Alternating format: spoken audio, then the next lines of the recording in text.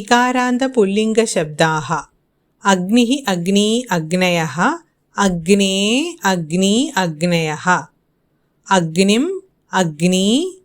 So what will come in the dvitiya vibhakti bahuvajanam? Agnin, agnina.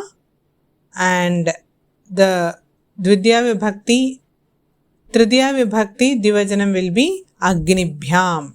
So the pattern is tritiya vibhakti dvivajanam, chaturthi vibhakti dvivajanam, and panchami vibhakti dvivajanam will be always same for ikaranta pulling. Agnibhyam is repeated.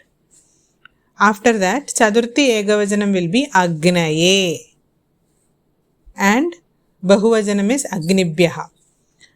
Then panchami is agnehe, agnibhyam, again repetition of agnibhyaha. Shashti is repetition of panchami ekavajanam. Agnehe, agnyoho, agninam, and saptami ekavajanam will be agnau.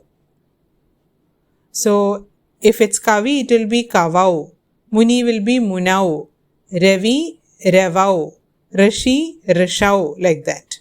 Agnau, agnayoho, agnishu will come for saptami bahuvajanam.